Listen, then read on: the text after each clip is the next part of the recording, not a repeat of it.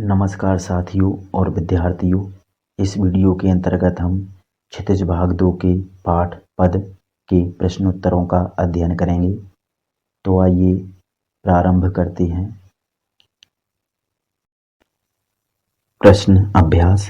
पहला प्रश्न, गोपियों द्वारा उद्धव को भाग्यवान कहने में क्या व्यंग निहित है?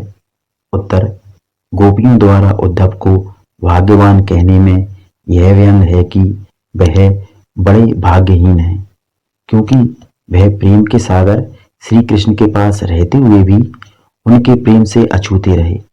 यह उद्धव की भाग्यहीनता ही है जो उन्होंने कृष्ण प्रेम के आनंद को नहीं जाना। अर्थात गोपियां कहे भले भाग्यवान रही हैं, जबकि उनका मतलब है कि उद्धव बड़े भाग्यहीन हैं जो वह श्री कृष्ण को प्रेम नहीं कर पाए, उनके प्रेम का आनंद नहीं ले पाए। प्रश्न 2, उद्धव के व्यवहार की तुलना किस किस से की गई है? उत्तर, उद्धव के व्यवहार की तुलना कमल के पत्ते और तेल की मटकी से की गई है। जिस प्रकार कमल का पत्ता जल के भीतर रहता है फिर भी उस पर पानी की बूंद नहीं लगती, जिस प्रकार तेल की मटकी पानी में रख देने पर भी उसकी सतह पर पानी की बूंद नहीं टिकती, ठीक उसी प्रकार उद्धव प्रेम के सागर श्री कृष्ण के पास रहते हुए भी उनके प्रेम से अछूते रहे हैं। अर्थात उद्धव के व्यवहार की तुलना दो चीजों से की गई है, एक तो कमल के पत्ते और दूसरा तेल की मटकी। जैसे कमल का पत्ता पानी में रहता है लेकिन उसकी सतह पर पानी की बूंद नहीं ठहरती, जैसे तेल लगी मटकी को हम पानी में रख दें या तेल से भरी मटकी को हम पानी में रख दें तो उसकी बाहरी सतह पर भी पानी की बूंद नहीं ठहरती, वह फिसल जाती है। अर्थात कमल के पत्ते और मटकी पर पानी की बूंद का कोई असर नहीं पड़ता। उसी प्रकार उद्धव हैं, वह प्रेम के सागर श्री कृष्ण के पास रहे लेकिन कृष्ण के प्रेम का उन पर कोई असर नहीं पड़ा, वह कृष्ण के प्रेम में रंग नहीं पाए। प्रश्न 3, गोपियों ने किन किन उदाहरणों के माध्यम से उद्धव को उलाहने दिए हैं? उलाहने अर्थात ताने। उत्तर, गोपियों ने निम्नलिखित कई उदाहरणों के माध्यम से उद्धव को उलाहने दिए हैं। पहला, गोपियों ने उद्धव को व्यंग में भाग्यवान कहते हुए कृष्ण प्रेम का आनंद अनुभव नहीं कर पाने के कारण भाग्यहीन बताया है। अर्थात वह कहे भाग्यवान नहीं है लेकिन उनका मतलब है कि वह बड़े भाग्यहीन है। दूसरा, उद्धव उस कमल के पत्ते के समान है जो जल के भीतर रहता है फिर भी उस पर पानी की बूंद तक नहीं लगती, ठीक उसी प्रकार उद्धव भी कृष्ण के समीप रहे और उनके प्रेम से बचे रहे। तीसरा, उद्धव तेल की मटकी के समान है जिसे पानी में रख देने पर भी उसकी सतह पर पानी की बूंद नहीं ठहरती, ठीक उसी प्रकार उद्धव कृष्ण प्रेम से अछूते रहे। चौथी, उद्धव ऐसे व्यक्ति हैं जिन्होंने कृष्ण प्रेम रूपी नदी में अपना पैर तक नहीं डुबाया। अगली, उद्धव की दृष्टि ऐसी है जो कृष्ण के रूप रूपी पराग पर मोहित तक नहीं हुई, अर्थात कृष्ण के सौंदर्य ने उद्धव को आकर्षित नहीं किया। प्रश्न 4, उद्धव द्वारा दिए गए योग के संदेश ने गोपियों की विरहाग्नि में घी का काम कैसे किया? अर्थात उद्धव जी ने गोपियों को जिस योग संदेश की बात सुनाई उस बात को सुनकर गोपियों की विरह पीड़ा, उनका दुख कैसे बढ़ गया? उत्तर, श्री कृष्ण के ब्रज से मथुरा जाने के बाद से ही गोपियां विरह पीड़ा सहन कर रही थीं। यह पीड़ा उनके लिए अग्नि में जलने के समान थी। उनको उम्मीद थी कि कृष्ण ब्रज वापस लौटकर आएंगे और उन्हें उनका प्रेम प्राप्त होगा। इस तरह उनकी विरहाग्नि शांत हो जाएगी, अर्थात उनकी पीड़ा कम हो जाएगी। परंतु श्री कृष्ण ने स्वयं वापस लौटकर आने के स्थान पर योग का संदेशा लेकर उद्धव को भेज दिया। गोपियों ने उद्धव से कृष्ण प्रेम को भूलकर योग को अपनाने की बातें सुनी तो उनकी मिलने की उम्मीद टूट गई और वह श्री कृष्ण से मिलने व उनका प्रेम पाने और अधिक आतुर हो उठी। आतुर अर्थात तड़प उठी इस तरह उद्धव के योग के संदेश ने ब्रह की अग्नि में घी का काम करते हुए उसे और अधिक भड़का दिया। अर्थात उद्धव का योग संदेश उनकी पीड़ा को मिटाने की जगह भड़काने वाला साबित हुआ। उनको सांत्वना देने के स्थान पर उनकी पीड़ा को और अधिक बढ़ा देने वाला हुआ। प्रश्न 5, मर्यादा ना लही के माध्यम से कौन सी मर्यादा ना रहने की बात की जा रही है? उत्तर, मर्यादा ना लही के माध्यम से प्रेम की मर्यादा ना रहने की बात की जा रही है। जब श्री कृष्ण मथुरा जा रहे थे तो वापस ब्रज आने का वचन देकर गए थे। इसी उम्मीद के आधार पर गोपियां चुपचाप उनकी प्रतीक्षा कर रही थीं, परंतु श्री कृष्ण ने स्वयं न आकर उद्धव को योग का संदेश लेकर भेज दिया। इस तरह श्री कृष्ण ने ना तो अपना वचन निभाया और न ही प्रेम के बदले प्रेम दिया, उल्टा प्रेम को भूलकर योग अपनाने की सलाह और दे दी।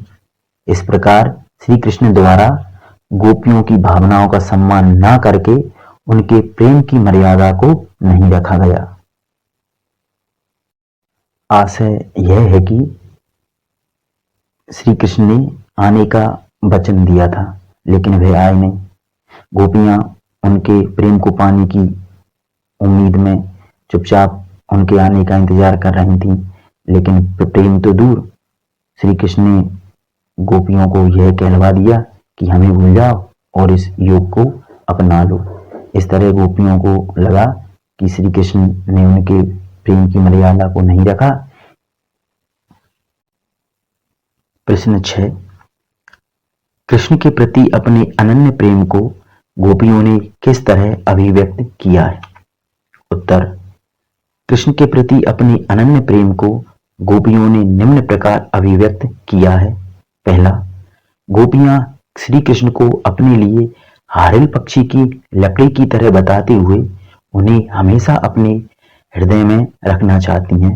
जिस प्रकार हारिल पक्षी हमेशा अपने पास लकड़ी रखता है, उसी तरह गोपियां भी अपने हृदय में हमेशा श्री कृष्ण को रखना चाहती हैं। दूसरा, गोपियां मन, कर्म और वचन तीनों से ही श्री कृष्ण को एकनिष्ठ प्रेम करती हैं। अर्थात गोपियों के सोचने में, उनके बोलने में और उनके कर्म में केवल और केवल श्री कृष्ण का ही प्रेम है। अर्थात वह सोचती भी कृष्ण के बारे में है, बोलती या बातें भी श्री कृष्ण की ही करती हैं और अपने कर्म भी वह श्री कृष्ण को ही समर्पित करती हैं।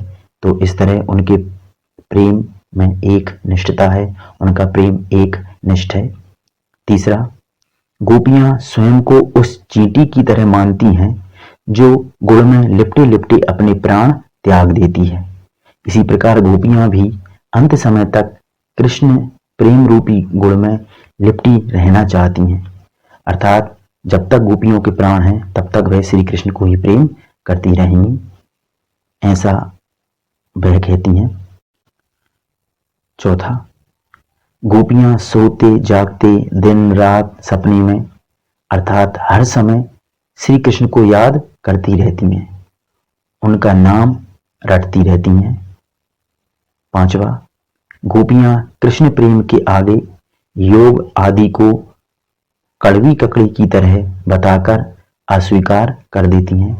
अर्थात गोपियों को कृष्ण प्रेम के अलावा किसी और चीज की आवश्यकता नहीं है, इसलिए वह प्रत्येक चीज को जो कृष्ण से या कृष्ण के प्रेम से दूर ले जाती है उसे अस्वीकार कर देती हैं। प्रश्न 7, गोपियों ने उद्धव से योग की शिक्षा कैसे लोगों को देने की बात कही है? उत्तर, गोपियों ने उद्धव से योग की शिक्षा चंचल मन वाले लोगों को देने की बात कही है। गोपियां कहती हैं, जिनके मन चक्री की तरह इधर उधर भटकते रहते हैं अर्थात अस्थिर रहते हैं, उन लोगों के लिए योग लाभप्रद होता है ताकि उनके मन का भटकाव समाप्त हो और स्थिरता आ जाए। गोपियां कहती हैं, हमारा मन तो श्री कृष्ण से एकनिष्ठ प्रेम करता है और उन्हीं में स्थिर है, अतः हमें आपके योग की आवश्यकता नहीं है। आशय यह है कि गोपियां कहती हैं जिनके मन भटकते हैं, जिनके मन स्थिर नहीं रहते, उन्हें योग की शिक्षा देनी चाहिए। हम श्री कृष्ण से प्रेम करते हैं, हमारा मन भटकता नहीं है, हमारा मन श्री कृष्ण में ही रमा हुआ है, इसलिए हमें आपके योग की आवश्यकता नहीं है। प्रश्न 8, प्रस्तुत पदों के आधार पर गोपियों का योग साधना के प्रति दृष्टिकोण स्पष्ट करें। उत्तर, प्रस्तुत पदों में गोपियों का योग साधना के प्रति निम्न दृष्टिकोण प्रकट हुआ है। पहला, गोपियां योग को कड़वी ककड़ी की तरह बताकर अपनाने योग्य नहीं मानती हैं। जैसे कड़वी ककड़ी होती है, उसे हम खा नहीं सकते, उससे मुंह खराब हो जाता है। उसी प्रकार गोपियां योग को भी कड़वा मानती हैं, जटिल मानती हैं और उसे भी अपनाना नहीं चाहती हैं। दूसरा, गोपियों के लिए योग एक ऐसे रोग की तरह है जिसके बारे में उन्होंने पहले ना कभी सुना, ना देखा और ना ही अनुभव किया, अर्थात योग उनके लिए एकदम नई वस्तु है। तीसरा, गोपियों का मानना है कि एक निष्ठ प्रेम करने वालों के लिए योग से कोई लाभ नहीं होता, इसलिए उन्होंने इसे चंचल मन वालों के योग बताया है। गोपियों का मानना है कि एकनिष्ठ प्रेम करने वालों का मन पहले से ही स्थिर होता है, उनका मन भटकता ही नहीं है, इसलिए उन्हें योग की आवश्यकता नहीं, यह तो चंचल मन वालों के ही योग्य है। इस प्रकार गोपियां अपने लिए योग को जटिल, नीरस और अरुचिकर मानती हैं। प्रश्न 9, गोपियों के अनुसार राजा का धर्म क्या होना चाहिए? उत्तर, गोपियों के अनुसार राजा का धर्म अपनी प्रजा के साथ न्याय करना व उसके हितों का ध्यान रखना होना चाहिए। राजा प्रजा को सताने वाला नहीं होना चाहिए। प्रश्न 10, गोपियों को कृष्ण में ऐसे कौन से परिवर्तन दिखाई दिए जिनके कारण वे अपना मन वापस पा लेने की बात कहती हैं? उत्तर, गोपियों को लगता है कि श्री कृष्ण राजनीति पढ़कर कुटिल राजनीतिज्ञ हो गए हैं, तभी तो उन्होंने स्वयं आने के स्थान पर अपना दूत भेज दिया है। राजनीति पढ़कर उनकी बुद्धि बढ़ गई है, अर्थात वह पहले से अधिक चालाक हो गए हैं, उनमें चालाकी आ गई है, तभी तो योग का संदेश भिजवा दिया। श्री कृष्ण पहले भला व्यवहार करते थे, जो उनसे प्रेम करते थे, परंतु अब राजा बनकर उनके साथ अन्याय कर रहे हैं, अर्थात योग का संदेश भेज रहे हैं, अर्थात स्वयं तो हमारा प्रेम भूल गए हैं और हमें भी प्रेम त्याग कर योग साधना अपनाने का संदेश भिजवा रहे हैं। इन्हीं परिवर्तनों के कारण वह अपना मन फिर से वापस पा लेना चाहती हैं, जिसको मथुरा जाते समय श्री कृष्ण चुरा कर ले गए थे। कहने का आशय यह है कि गोपियों को श्री कृष्ण में कई परिवर्तन दिखाई दिए। एक तो वह राजनीति पढ़कर और अधिक चालाक हो गए हैं, स्वयं नहीं आए, उद्धव को भेज दिया। गोपियां प्रेम पाने की आशा में, उनके लौट कर आने की आशा में इंतजार कर रही थीं, लेकिन उन्होंने कृष्ण प्रेम को भूलकर योग साधना अपनाने का संदेशा उद्धव के हाथों भिजवा दिया, जिससे गोपियों को लगता है कि कृष्ण उनको भूल गए हैं, उनसे छुटकारा चाहते हैं और वह राजा बनकर उनके साथ अन्याय कर रहे हैं, इसीलिए वह अपने मन वापस पा लेने की बात कह रही हैं। प्रश्न 11, गोपियों ने अपने वाक चातुर्य के आधार पर ज्ञानी उद्धव को परास्त कर दिया, उनके वाक चातुर्य की विशेषताएं लिखिए। उत्तर। पहली विशेषता, व्यंग उल्हाना व ताना मारने में कुशल। गोपियां अपने व्यंग और तानों से उद्धव को चुप कर देती हैं। श्री कृष्ण को भी वचन न निभाने पर उल्हाने देती हैं। दूसरी विशेषता, निडर और साहसी। गोपियां निडर और साहसी हैं। गोपियां योग के महाज्ञानी उद्धव के सम्मुख ही योग को कड़वी ककड़ी और राजा श्री कृष्ण को अति चालाक और अन्याय करने वाला कह रही हैं। तीसरी विशेषता, अनुभव आधारित पक्ष, अर्थात गोपियां जो बात करती हैं वह अनुभव के आधार पर करती हैं।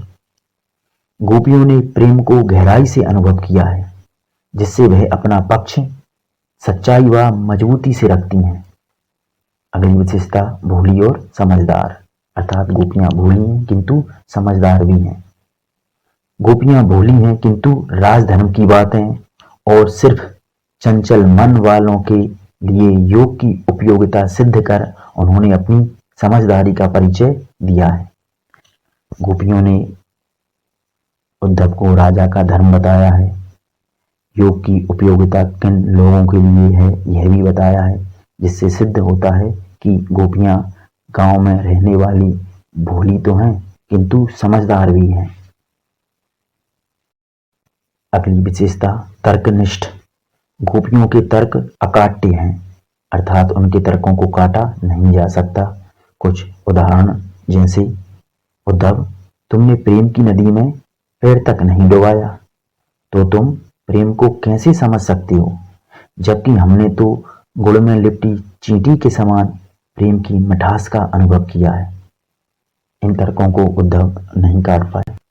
अगली विशेषता, आवेश और मार्मिकता। श्री कृष्ण के व्यवहार से दुखी गोपियों के कथनों में आवेश और मार्मिकता दोनों का संयोजन है, जो किसी को भी द्रवित कर सकता है। आवेश से यहाँ आशय है कि गोपियां दुखी हैं, जिससे उनके व्यवहार में थोड़ी शिकायत या थोड़ी उत्तेजकता है। साथ ही उनके व्यवहार में भावुकता या मार्मिकता भी है।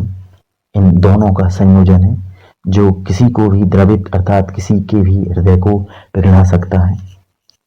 इसके अलावा कहने का मर्यादित तरीका भी उनके वाक् चातुर्य की एक अन्य विशेषता है।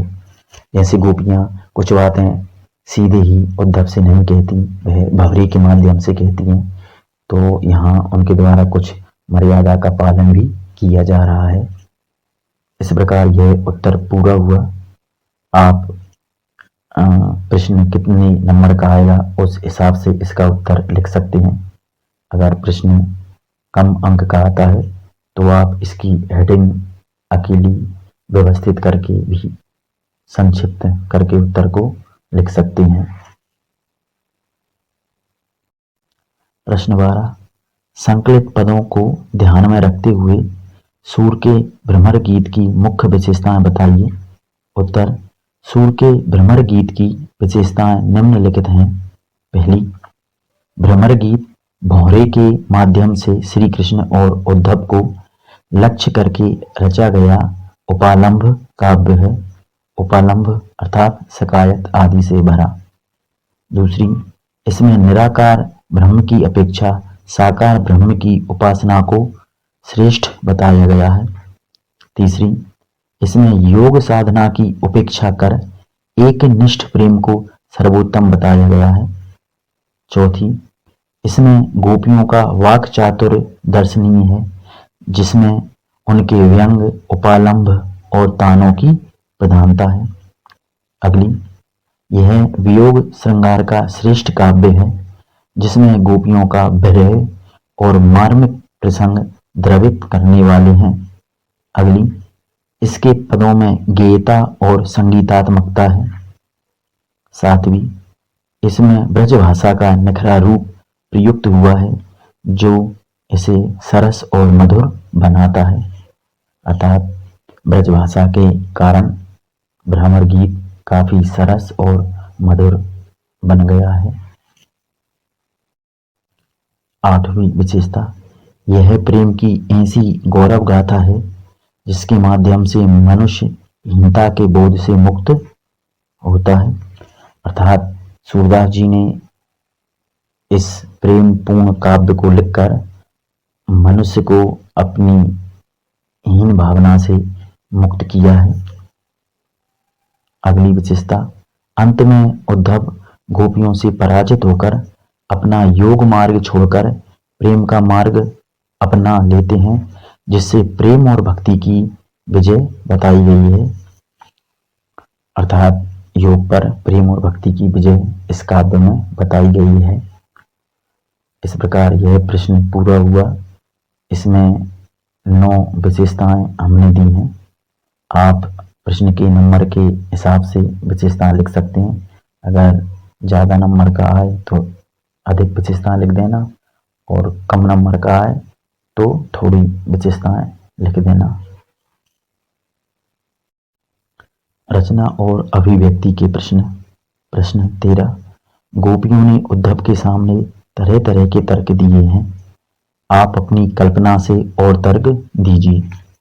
अर्थात इस प्रश्न का उत्तर हम इस आधार पर देंगे कि अगर हम गोपियों की जगह होते तो हम और कौन कौन से तर्क दे सकते थे। उत्तर, उद्धव के लिए हमारे पास निम्न प्रकार के तर्क होते। पहला, हे उद्धव, एक राजा द्वारा वचन न निभाना उसे शोभा नहीं देता। आप ऐसे राजा का संदेशा लेकर अपने योग के ज्ञाता होने पर तो प्रश्न चिन्ह लगा ही रहे हो, साथ में योग की विश्वसनीयता को कम कर रहे हो। अर्थात कृष्ण ने आने का वचन दिया था लेकिन आए नहीं, उद्धव उनका संदेशा लेकर आ गए। तो हम यहाँ यह तर्क दे सकते हैं कि आप ऐसे राजा की ओर से आए जो झूठ बोलता है, तो आपके योग पर कौन विश्वास कर लेगा। दूसरा, हे उद्धव, योग का मतलब जोड़ना होता है। जो दो प्रेम करने वालों को दूर करे वह योग कैसे हो सकता है।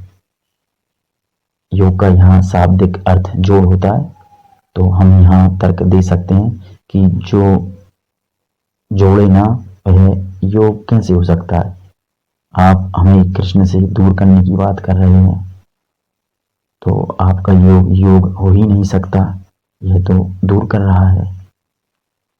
तीसरी, हे उद्धव, प्रेम का प्रभाव योग से अधिक होता है, जिससे मनुष्य पशु पक्षी भी प्रभावित हो जाते हैं, इसलिए हमारा एक निष्ठ प्रेम सबसे बड़ा है। देखिए, पशु पक्षी भी प्रेम के प्रभाव में आ जाते हैं। हम जब पशुओं को प्रेम करते हैं तो वे हमारे पास आकर बैठ जाते हैं, जबकि हम उनसे योग की बातें करें तो उनको कुछ समझ में नहीं आएगा। तो इसलिए प्रेम बड़ा है और आपका योग छोटा है, यह तर्क हम दे सकते हैं। प्रश्न 14, उद्धव ज्ञानी थे, नीति की बातें जानते थे, गोपियों के पास ऐसी कौन सी शक्ति थी जो उनके वाक् चातुर्य में मुखरित हो उठी। उत्तर, गोपियां व्यंग, उलाहना व ताना मारने में कुशल हैं, इसलिए वह अपने व्यंग और तानों से उद्धव को चुप कर देती हैं। गोपियों ने प्रेम को गहराई से अनुभव किया है, जिससे वह अपना पक्ष सच्चाई व मजबूती से रखती हैं। गहन अनुभूति से आए तर्कों का प्रत्युत्तर उद्धव जी के पास नहीं होता। श्री कृष्ण के विरह की पीड़ा व संदेश पाने की उत्कंठा ने गोपियों के व्यवहार को आवेशित कर दिया है, जिसके सामने उद्धव असहज हो गए हैं। देखिए, जब उद्धव श्री कृष्ण का पत्र लेकर आए थे तो गोपियां उस पत्र पर झपट पड़ती हैं, उसके टुकड़े टुकड़े कर देती हैं। उन टुकड़ों को देखकर वह भावुक हो जाती हैं। जब श्री कृष्ण के व्यवहार का उन्हें पता चलता है कि वह अब वापस नहीं आएंगे, उन्होंने योग का संदेश भिजवा दिया है, तो वह दुखी भी हो जाती हैं, आवेशित भी हो जाती हैं, अर्थात थोड़ी गुस्से में भी आ जाती हैं, थोड़ी आक्रामक भी हो जाती हैं। तो इन सब का सामना उद्धव नहीं कर पाते और वह असहज हो जाते हैं। प्रश्न 15, गोपियों ने यह क्यों कहा है कि हरि अब राजनीति पढ़ आए हैं? क्या आपको गोपियों के इस कथन का विस्तार समकालीन राजनीति में नजर आता है? स्पष्ट कीजिए। उत्तर, गोपियों को लगता है कि श्री कृष्ण राजनीति पढ़कर कुटिल राजनीतिज्ञ हो गए हैं, तभी तो उन्होंने लौटकर आने का वचन देने के बाद भी स्वयं आने के स्थान पर अपना दूत भेज दिया है। श्री कृष्ण पहले भला व्यवहार करते थे, परंतु अब राजा बनकर उनके साथ अन्याय कर रहे हैं। श्री कृष्ण ने प्रेम के बदले प्रेम देने के स्थान पर उनको भूलकर योग अपनाने का संदेश भिजवा दिया। उक्त बातें आजकल की राजनीति में भी अधिकांशतः देखने को मिल जाती हैं। जब नेता वोट मांगने के लिए आते हैं तो तरह तरह के वादे करते हैं, परंतु जीतने के बाद पुनः जनता के बीच लौटकर नहीं जाते। फिर इनसे मिलना बहुत आसान नहीं रह जाता। कई बार इनके कार्यालयों के चक्कर लगाने और आवेदन देने के बाद थोड़ी बहुत सुनवाई होती है। फिर भी जनता की मूल समस्याओं को हल ना करके सांत्वना के लिए छोटी मोटी मांगें पूरी कर देते हैं। उम्मीद है आपको प्रश्नोत्तर समझ में आए होंगे। वीडियो में अंत तक बने रहने के लिए आप सभी का धन्यवाद। जय हिंद।